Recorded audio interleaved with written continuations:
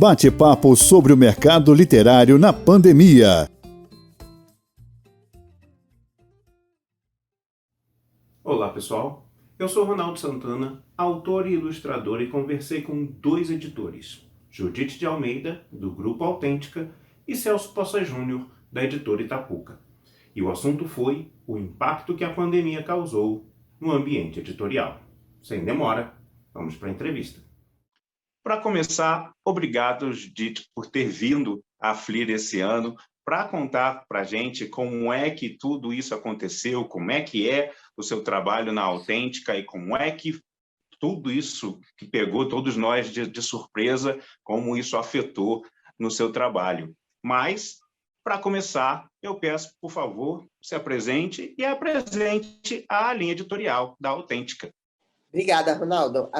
O Grupo Autêntica é uma editora que já existe há 25 anos. Ela está realmente, esse ano, fazendo 25 anos. E a gente chama de Grupo Autêntica porque ela é uma reunião de selos, é um guarda-chuva de selos. E esse guarda-chuva de selos dá para a Autêntica uma característica editorial muito diversa. Ela tem o selo Autêntica, que foi o que originou tudo, né? É a mãe de todos os selos, que é um selo de viés bem acadêmico universitário. Ciências humanas, principalmente, mas também tem literatura, línguas latinas, filosofia, psicanálise, tudo com viés bastante universitário. Ela tem o selo Vestígio, que é um selo que a gente chama de interesse geral, com foco em obras de não ficção. Tem a Gutenberg, que é o selo que talvez esteja mais em destaque aí na FLIR, que é um selo bem pop, né? Literatura principalmente juvenil, para jovens adultos, né? E livros femininos, romances e tudo mais. Tem um selo de negócios chamado Autêntica Business, que não é um soft business, é um business mais pesadão, geralmente para quem está na pós-graduação, no mestrado, na área de negócios, venda, marketing, planejamento e tal. E ela tem um selo de quadrinhos, que é a Nemo, que são quadrinhos, não é mangá, né? Não é Marvel, é quadrinhos clássicos, né? Vamos dizer assim. E ela tem também um selo chamado Autêntica Infantil Yellowfant, que é um selo de livros de literatura para crianças, que a gente faz pensando na adoção escolar, principalmente da rede privada, e nas vendas para os programas de governo, nas compras para as bibliotecas, para os alunos e tal. Então, a Autêntica é uma editora que reúne todos esses selos e todos esses braços editoriais. E eu sou gerente de vendas de varejo dessa editora. Por que a gente fala de varejo? Porque essa editora também tem um braço bem forte de vendas institucionais para governo, para secretarias de educação, de cultura, mas eu já não cuido desse braço, eu cuido das vendas de livrarias e .com. Bom, primeiro de tudo, meu amigo Celso, obrigado por ter aceitado o convite de vir aqui na FLIR conversar com a gente, contar sobre o seu trabalho na Itapuca, né? Eu sei que você é autor, então conte dos seus livros, conte da sua editora. Boa tarde, Ronaldo, um prazer te ver, por enquanto ainda de forma virtual. Por enquanto. E quero agradecer à FLIR, a Feira Literária de Resende, pelo convite para essa conversa. E, para minha surpresa, uma conversa com você, que é um amigo autor, colega autor, ilustrador de um livro nosso, que é um sucesso. Então, é um prazer, muito obrigado. E não deixe eu falar demais, que eu sou famoso, quando começo a falar de livros, eu rompo os horários. Fique à vontade, hoje é para isso. Então, vamos lá. Apresente para as pessoas o seu trabalho como escritor e a editora Itapuca. Muito bem. Nós somos a editora Itapuca de Niterói, uma empresa pequena. Somos eu e Juliana, minha sócia e filha, e temos uma infinidade de freelancers, né? Até você já atuou como um freela para Itapuca, fazendo ilustrações e capa de livro, baseada em Niterói. surgiu há pouco mais de 5 anos. O plano, inclusive, acabou mudando. A nossa intenção era produzir poucos autores novos e alguns clássicos. Seria uma editora de poucos livros. E a coisa acabou se desenvolvendo de uma forma inesperada, Ronaldo. A gente agora, em pouco mais de 5 anos, sendo 2 de pandemia, a gente está com mais de 160 obras publicadas, algumas coisas só em e-book, umas 30, 50 só em e-book, e um pouco mais de 100 em papel e e-book. Então, de repente, eu perdi a conta. Assim, essa semana eu falei, eu tenho que me atualizar, porque a gente passou de 60 autores, de repente, fora os clássicos, né? Agora tem uma tradutora terminando para nós um livro de Shakespeare. Eu nunca imaginei que eu fosse fazer um clássico de Shakespeare.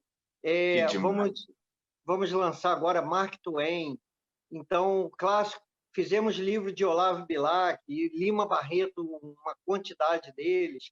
Então, às vezes, a editora segue caminhos que você não esperava, mas nós estamos assim encantados primeiro com a recepção do mercado. Niterói, a gente aprendeu que Niterói tinha ou tem uma demanda latente por isso, precisava de um editor local que faça as coisas até de forma de alta qualidade, mas ao mesmo tempo de forma mais customizada. Cada autor sonha com uma coisa diferente. Então, a gente vai tentando, como editor, adequar o sonho do autor com as coisas que a gente aprende em termos de projeto gráfico, de produção editorial. Então, assim, eu queria que você explicasse, dentro desse contexto, afinal de contas, como você falou, tem vários selos, né? Cada um com um direcionamento diferente, e tivemos pandemia, né? Tivemos e, de certa forma, ainda estamos nela, ainda não acabou, né? E, assim como a FLIR teve que se reinventar, que é um evento presencial tradicional da cidade de Resende, desde a última edição, que, inclusive, eu também fiz parte da edição anterior, que foi esse ano ainda, né? Ainda no começo do ano, a gente fez uma edição similar a essa, totalmente online, com palestras, e mesmo que tivesse expositores, né, mas também tudo virtual. Então, os expositores tinham seu ambiente online, onde as pessoas simplesmente entravam nos links, entravam na loja de cada autor e adquiriam os seus livros, autografados ou não, diretamente com o autor ou não, mas de um modo virtual. No caso da Autêntica, como é que a pandemia afetou a editora, né? E aí você pode falar ou de uma forma ampla ou só do seu setor, aquilo que você achar que é coerente com a tua experiência. Olha, é óbvio que a pandemia afetou muito, porque é uma editora que depende fundamentalmente de livraria para trazer os seus resultados. Claro que ela já tinha uma participação da venda online bem expressiva, que depois, com a pandemia, aprofundou essa dependência da venda online, né? Como não poderia deixar de ser, mas ela tem grande parte das suas receitas realizadas em vendas de livraria. Então, imagina que em 2020, a maioria das livrarias ficou em torno de 170 dias fechada, né? Então, 170 dias em que não aconteceu nada, né? Não houve uma venda, não houve um acerto, não houve um pedido de compra, não houve nada, porque as lojas estavam fechadas, né? E esse é um período trágico, essa marca, né? Se você tem o seu negócio ancorado, não foi tão grave como, por exemplo, foi para vários setores como restaurantes, e que depois até tiveram dificuldade para reabrir tudo, mas é trágico, né? Então, foi sim um momento bem dramático, quando a gente viu que todas as livrarias estavam fechadas, e as editoras também, né? Nós mandamos todo mundo para casa e ficamos esperando, né?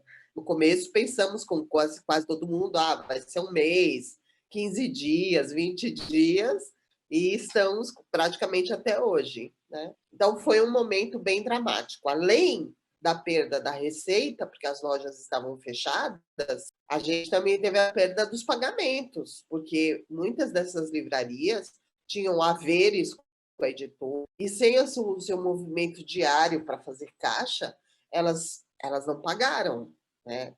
Depois elas pagaram, mas aquele, sabe, aquele contadinho ali que entra no dia a dia, que você coloca no seu contas a receber para ir pagando as contas do dia, ele não foi recebido.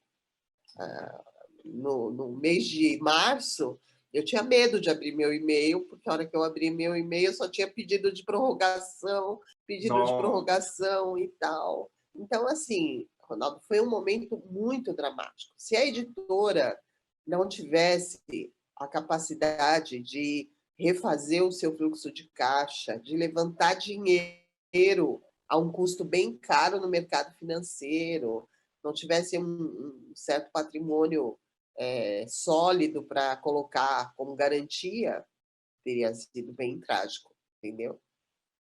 Nossa. Agora, a editora conseguiu se recompor, obviamente ela também teve que renegociar parte dos seus pagamentos, né, em função desse não recebimento generalizado, e ela teve também que cortar despesas dentro da sua realidade, né?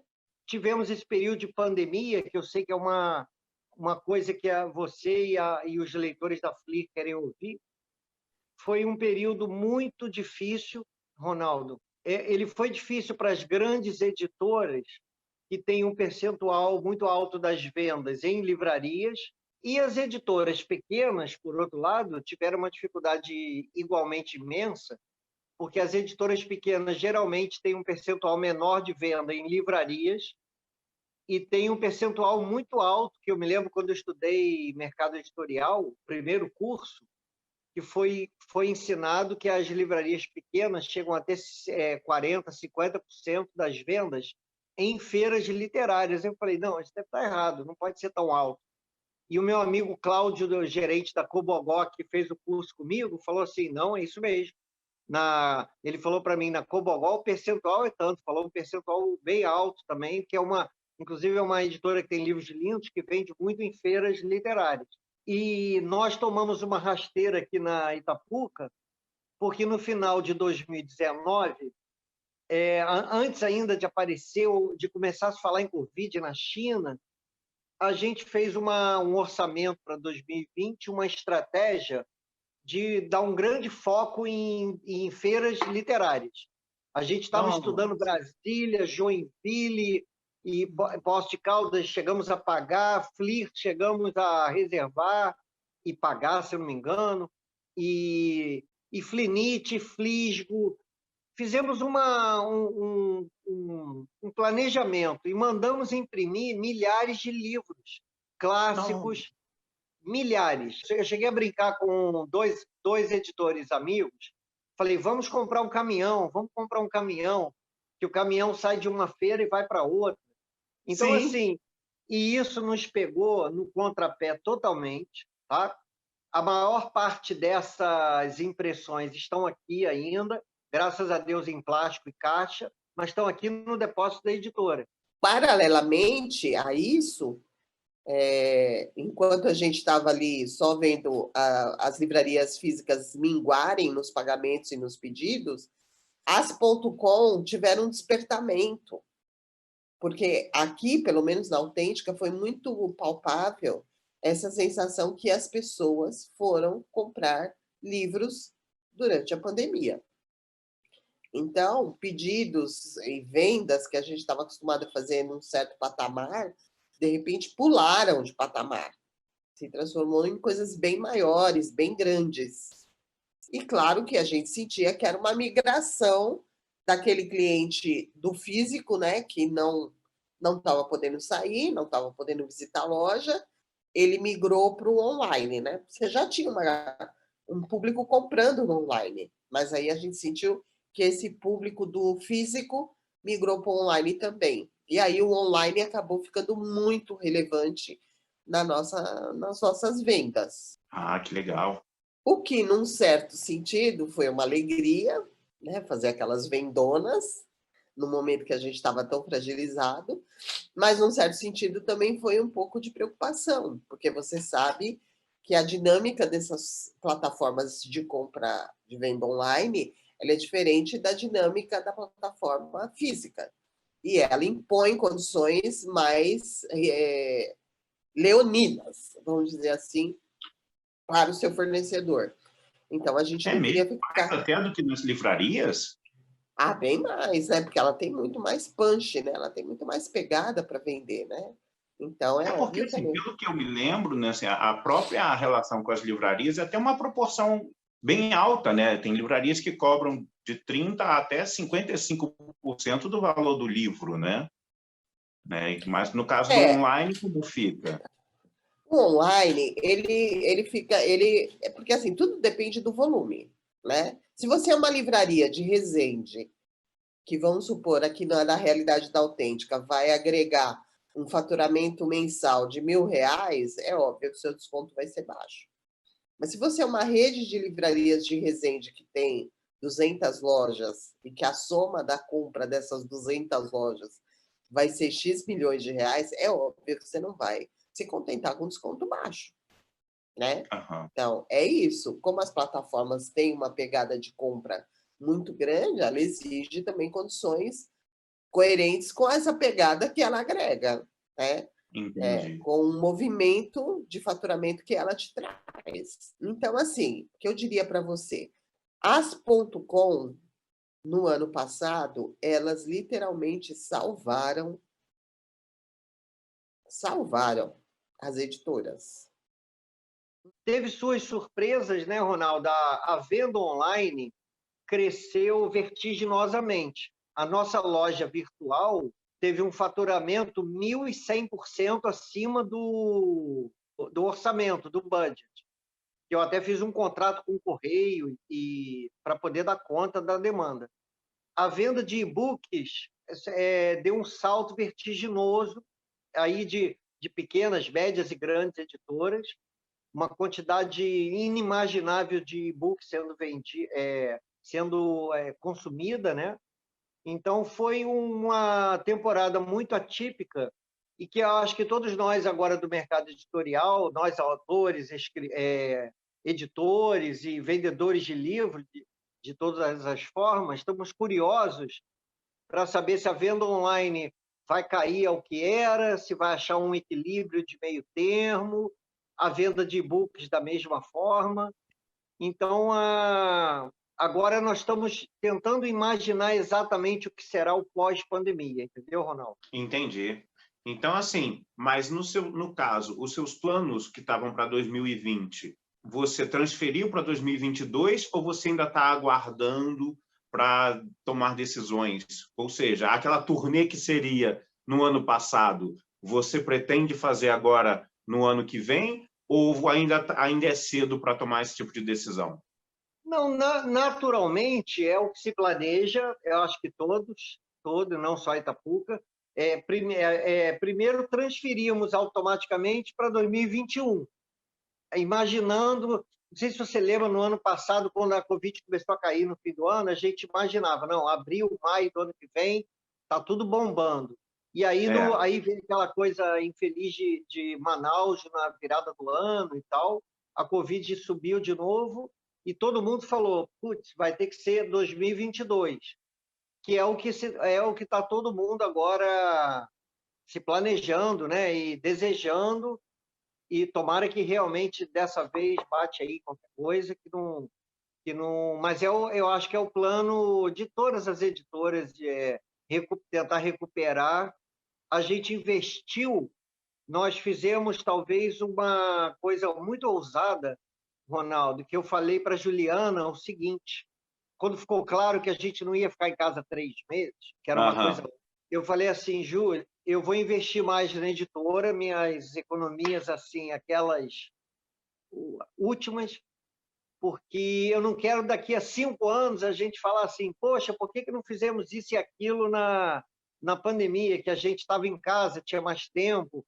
Então a gente partiu para fazer, sei lá, o plano era fazer 2 livros de Júlio Verne e fizemos 6. Era o plano nesses 2 anos, 2020 e 2021, era fazer 7 ou 8 clássicos, fizemos 30.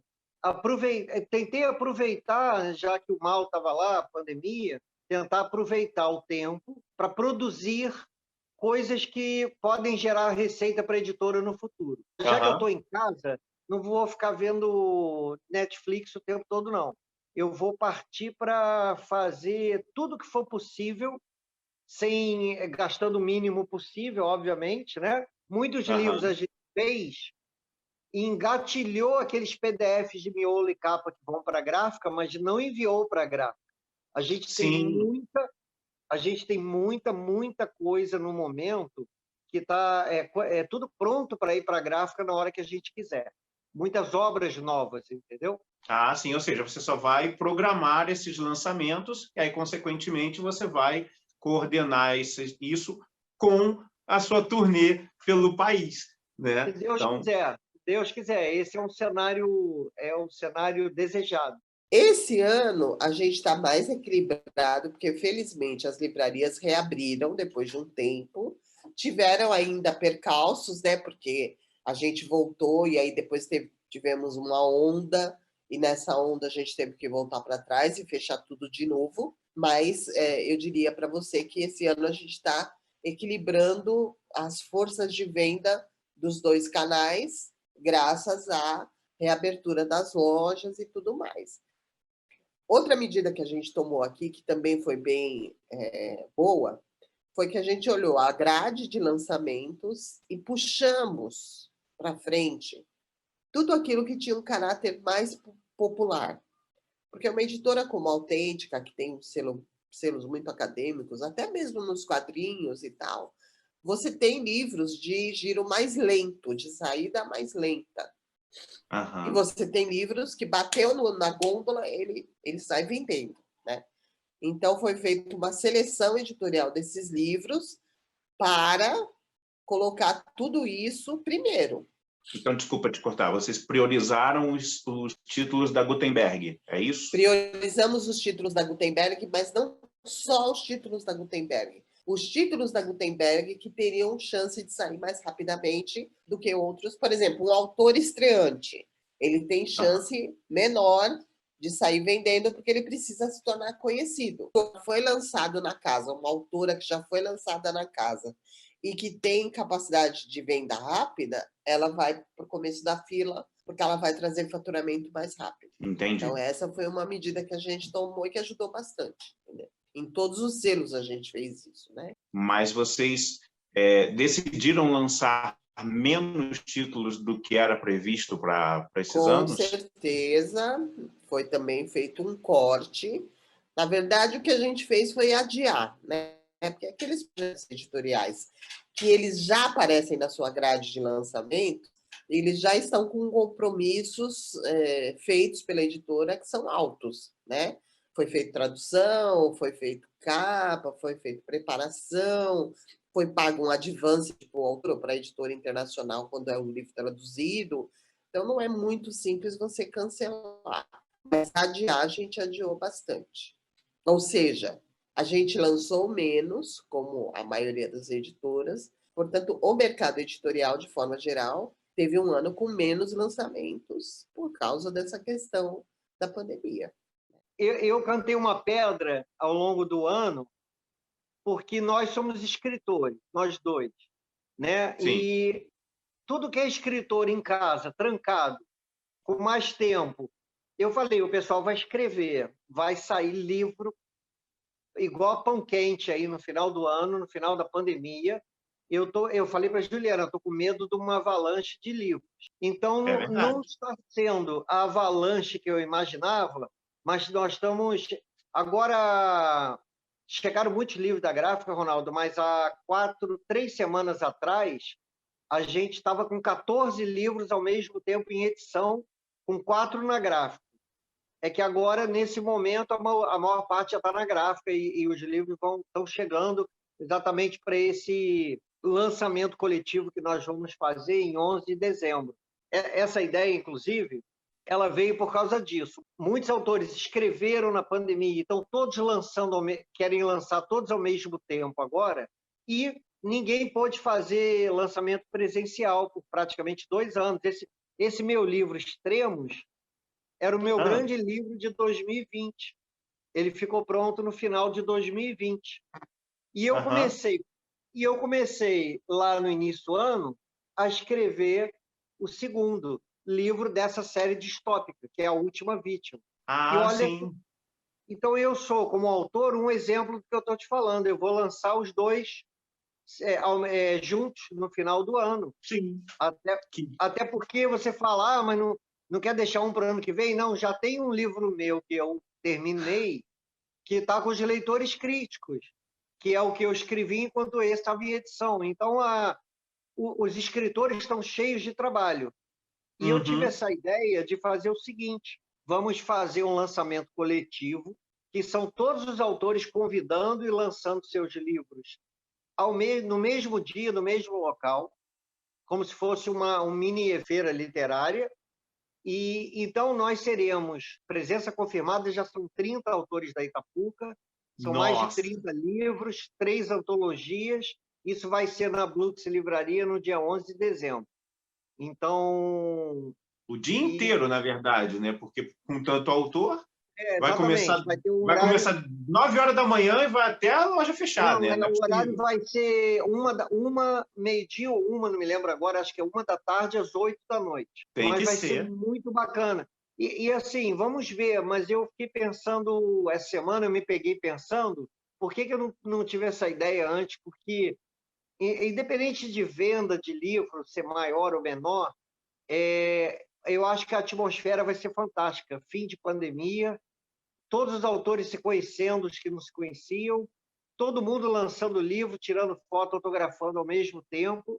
Eu acho que vai ser uma coisa daquelas que ninguém vai esquecer, entendeu? Com certeza. Entendi.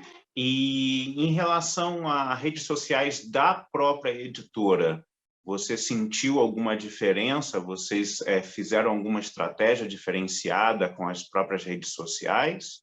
Olha, não em função da pandemia. A gente acabou tomando algumas decisões para melhorar o nosso desempenho, nossa relação com o público dessas plataformas. Então, no selo Gutenberg, que é um selo mais pop, um selo que tem mais comunidade, que tem gente mais que agrega nesse sentido, a gente contratou uma agência chamada Vica.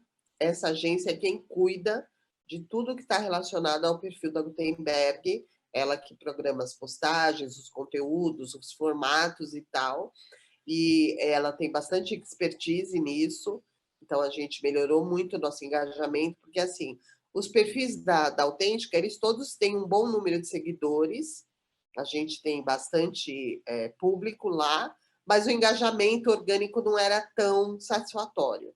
Então, para a Gutenberg, essa agência está cuidando e já melhorou muito, e a gente está com uma troca boa, porque você sabe que rede social é troca, né? Não é só você ficar depositando conteúdo, você tem que ter a troca até para a roda girar, né? Exato. E nos outros perfis a gente está fazendo adaptações, a gente tem um time de comunicação, contratamos 2 pessoas que vieram do mercado, de agência publicitária, que conhece bastante dessa comunicação via rede social, né? O que a gente sentiu é que o público também, em função da pandemia, em função de estarem em casa, em função de estarem, né, muitos no home office, outros desempregados, infelizmente, aumentou o interesse e o engajamento e a troca, né? Então, você tem que dar mais conteúdo que vai satisfazer essa dinâmica. Não adianta você ficar querendo ser uma plataforma fria, onde você não troca. Você tem que trocar, né?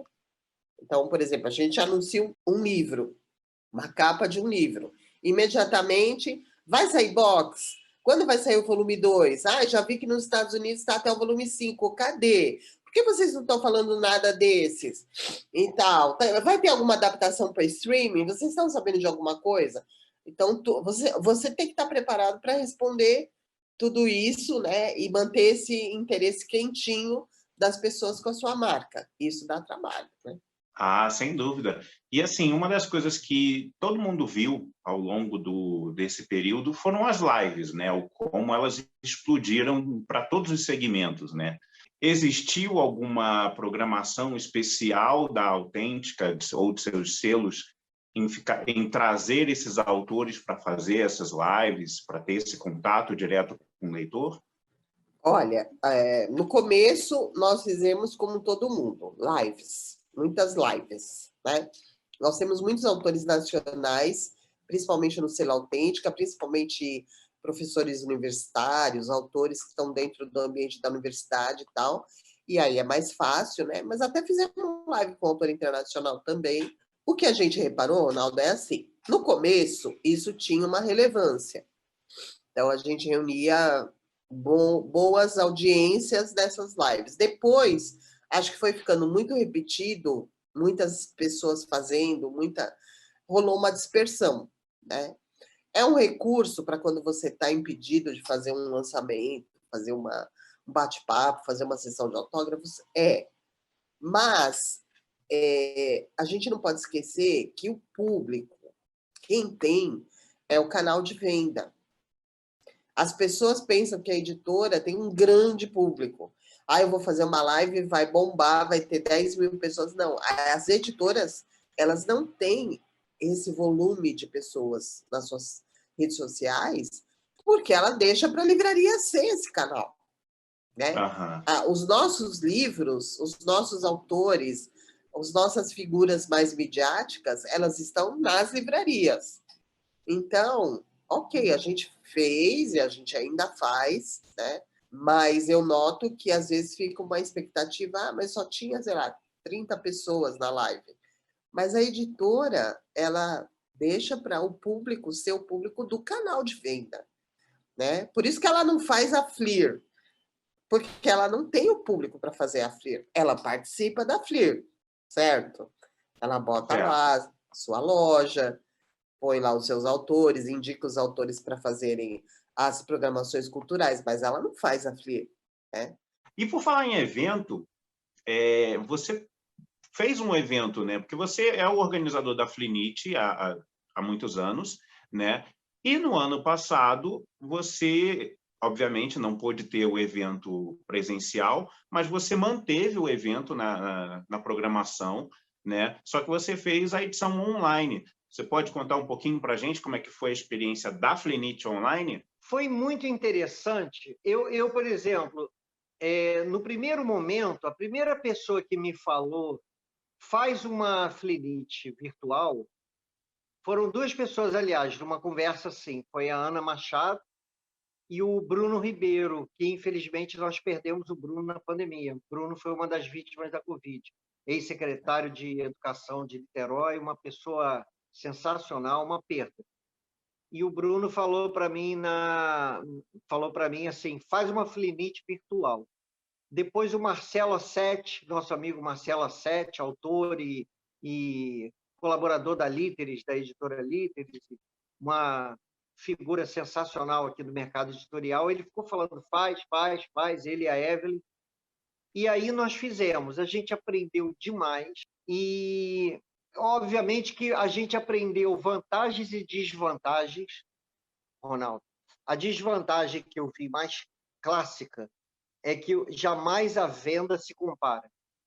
Não há evento, não importa o alcance da feira virtual, a quantidade de gente, a qualidade gráfica, a qualidade das conversas, jamais substitui aquele corpo a corpo da feira presencial, do jovem olhar o autor, você bater aquele papo e a pessoa comprar o livro. A venda é muito maior, isso é um fato. Mas a feira virtual, a gente percebeu na Flinit, em determinados momentos, que tinha gente na Itália, na Holanda, no Rio Grande do Sul, no Brasil inteiro, Estados Unidos, tinha gente assistindo. A amplitude do evento virtual também é incomparável. A feira presencial, a nossa querida Feira de Resende, ela acaba atraindo gente do Brasil inteiro, mas na sua grande maioria são aquelas cidades num raio, digamos, de 100 quilômetros em torno de Resende. Esse é o principal.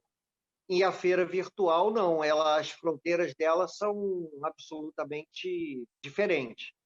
Então, eu cheguei a falar uma frase, eu me arrisquei a dizer o seguinte, que eu acho que daqui para frente não vai haver mais, mesmo depois que acabou a pandemia, acabou, morreu, não se fala mais nisso, não tem máscara, se Deus quiser, em breve. Mesmo assim, não vai haver mais feira que seja unicamente presencial. Eu acho que concordo. eu acho que as feiras vão ter uma obrigação daqui para frente, de além de oferecer debate isso, noite autógrafo daquilo, vão ter que oferecer uma programação simultânea virtualmente, no YouTube, no Instagram, coisa acontecendo transmitida no Face, e ao mesmo tempo, sei lá, numa quinta-noite que está todo mundo lá na feira presencial, tem outra coisa acontecendo na feira virtual, que é um debate com o Ronaldo e não sei quem. Então, Sim, com assim, certeza. eu acho que essa mudança veio. Quando eu falei isso, eu me lembro, não sei se foi a Juliana ou a Evelyn que estavam participando da conversa, que elas falaram assim: pô, você quer arrumar ideia, né? Porque a gente não dá conta de organizar a Flinite presencial, você quer criar outra ao mesmo tempo. Eu falei: não é que eu queira, é que eu acho que vai se tornar uma obrigação, vai se tornar um pedaço da feira, seja Bienal, Flinite, FLIR, Flisgo, vai ter que haver uma programação simultânea, no mínimo uma transmissão dos eventos entre Instagram, YouTube e outros canais. Eu acho que essa realidade veio para ficar. Essa realidade é até quase um trocadilho. Essa virtualidade veio para ficar, entendeu? Então, quero agradecer por você ter cedido o seu tempo, ainda mais que eu sei que você está gripada e... Estou gripada, tá bom. né? E lógico que vai ficar bem rapidamente, né? Mas, então, eu peço agora que você deixe os seus recados finais, diga, apresente o que você acha que é legal para os próximos dias, para os seguidores da Autêntica, e deixar os links, né? Como é que a gente entra em contato com a editora, com você. Bom, eu primeiro queria dar parabéns para vocês que são os organizadores, né, da Feira do Livro de Resende. Nós aqui na Autêntica acreditamos muito nesses movimentos localizados. A gente entende que a Bienal, pela sua característica, pela sua expressão, é muito boa, tudo, mas ela não dá conta de colocar o livro em destaque como ele merece sozinha. Então, essas feiras localizadas, como de Resende, e outras tantas que existem, ela é muito legal, porque aquela pessoa que não tem condições de ir até uma Bienal do Livro, que não tem possibilidade de se locomover até o caso de vocês, até o Rio de Janeiro, que não é tão perto, ou vir a São Paulo e tudo, é uma forma dela encontrar o livro com um certo protagonismo, né? Tá lá o livro em destaque, os autores, a programação cultural. A gente gosta muito disso e a gente acredita que isso é uma fonte de divulgar os livros para um público que, de outra forma, talvez não conheceria.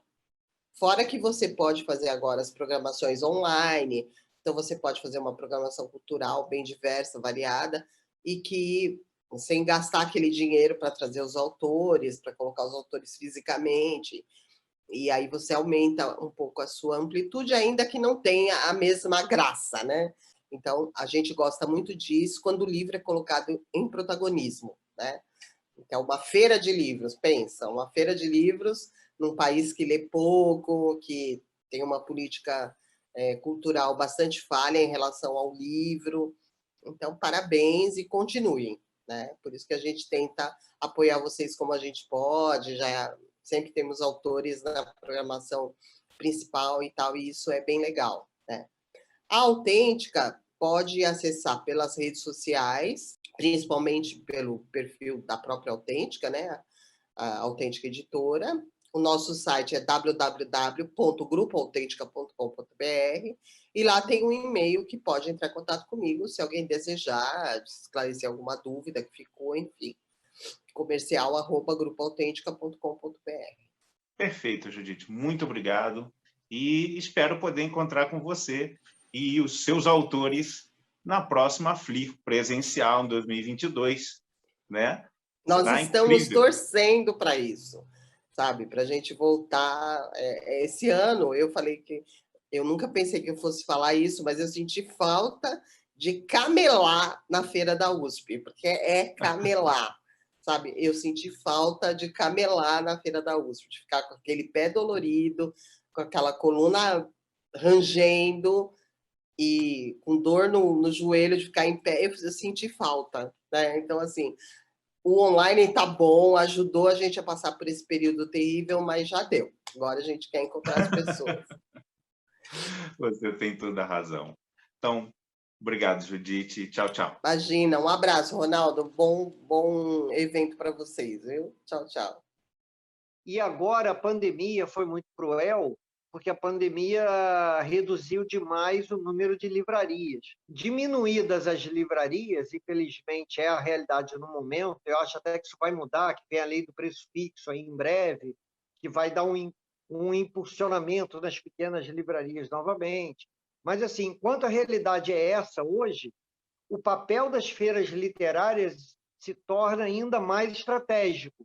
Às vezes eu falo assim, conversei com o secretário de Cultura de Niterói um dia, e eu falei para ele, ó, preste atenção nos eventos, e se você quer ajudar o mundo literário, não é ajudar a mim como escritor ou editor, não. Você quer ajudar o leitor, leve o evento para a comunidade, para a Engenhoca, para o Engenho do Mato, leve para a Várzea das Moças, para Pendotiba, e vai lá e dá um vale para a criança e você vai ver se a criança não gosta de ler. Se o brasileiro não gosta de ler, dá um vale para o menino e fala para ele, escolhe um livro aí, e deixar ele escolher. Se você vai ver se ele não vai ler e não vai parar mais. Então, eu acho que as feiras e os governantes, nesse momento, eles têm um papel. Eu repito, não é de ajudar a nós, pequenos empreendedores, ou os grandes, ajudar os leitores. Seguinte, Celso, já nos encaminhando aqui para o final, eu queria que, antes de você se despedir, apresenta para a gente, mais uma vez, os seus livros de lançamento, por favor. Eu tinha uma vontade de escrever uma distopia, Ronaldo, na qual o Brasil fosse dividido como as Coreias. Houve um determinado conflito no Brasil, e o Brasil se dividiu em dois: o Brasil do Norte, que é um país de esquerda, um país socialista, e o Brasil do Sul, um país de direita, um país extremamente capitalista. E o Brasil, nesse meu primeiro livro, ocorre um crime no Brasil do Sul, um ministro é assassinado no Brasil do Norte, de alguma forma pode haver uma relação entre aqueles fatos, e os dois países, equipes dos dois países precisam trabalhar juntas, depois de muito tempo, muito ressentimento, precisam trabalhar juntas. Então, esse é o pano de fundo de uma história que eu sempre quis escrever. E eu realizei esse sonho com Extremos ano passado, e o segundo livro da série são histórias totalmente independentes, não tem qualquer tipo de continuação, mas é o segundo livro dentro dessa série, que há um grande sequestro nesse livro e policiais sendo assassinados dos dois lados da fronteira, e, mais uma vez, os dois países têm que fazer uma investigação em comum. Então, são livros de suspense, do jeito que eu gosto, mas ambientados nesse Brasil distópico, dividido em dois países, em uma cidade-estado. Uma única cidade do Brasil acabou não pertencendo a nenhum dos dois Brasis. Ela se tornou uma cidade-estado. Eu não vou dizer qual é essa cidade. Mas não é Brasília. Não é Brasília. Brasília faz parte na trama do Brasil do Norte. Bom, obrigado, Celso, por ter dividido com a gente a sua experiência, todo esse período que você passou, falar da sua editora, dos seus livros. do evento que está vindo. Então, agora, por favor, diga para as pessoas os seus links, aonde a gente te encontra nas redes sociais, qual é como encontra os seus livros e os livros da Editora Itapuca, por favor. Rapidamente, Ronaldo, obrigado pela boa conversa, sempre bom falar de livros, né? Desse nosso trabalho, que é uma paixão. Obrigado ao pessoal da FLIR, Adriana, equipe super competente, que todo ano nos encantam com a dedicação. E um abraço aos leitores da FLIR, a todos que estão ansiosamente esperando o retorno como nós. Obrigado à Editora Itapuca. Tem o site, a loja www.editoritapuca.com.br. Eu estou lá, meus livros, nossos clássicos, todos os autores, poesia infantil, suspense. Eu estou nas redes sociais Celso Poça Júnior. Vai ser um prazer revê-los na FLIR virtual, ano que vem na FLIR presencial e virtual, se Deus quiser. Um grande abraço a todos. Grande abraço, Celso. Tchau, tchau.